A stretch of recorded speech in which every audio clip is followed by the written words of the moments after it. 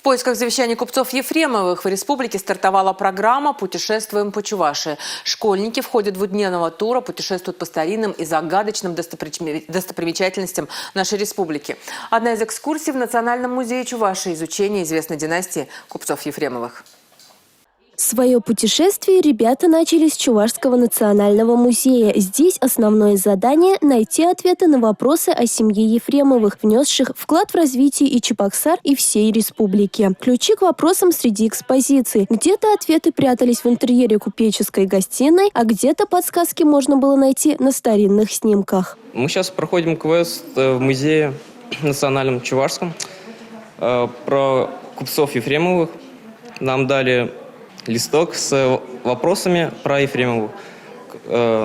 Ответы можно найти в музее.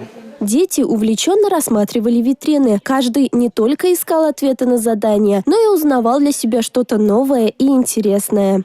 Иногда люди не понимают то, что важно знать, откуда ты родом, какие традиции у тебя были. А этот проект может предоставить возможность узнать о себе и о твоей национальности.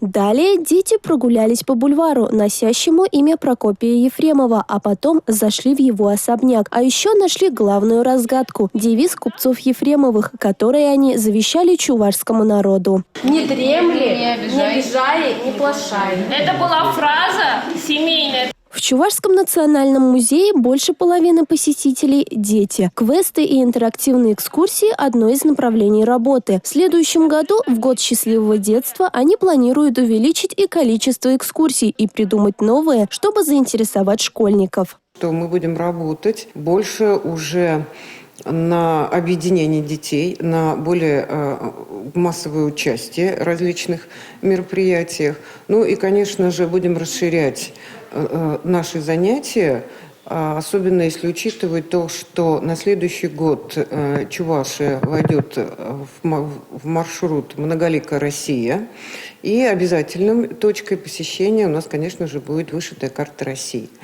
Мы очень хотим показать всем, в том числе и детям, потенциал вышитой карты России. Дети очень любознательные, и когда есть возможность посещать интересные места республики, знакомиться с ее историей и традициями, узнавать интересные факты, они этому очень рады, а задача взрослых – обеспечить им счастливое детство. Милена Алексеева, Юрий Марков, Республика.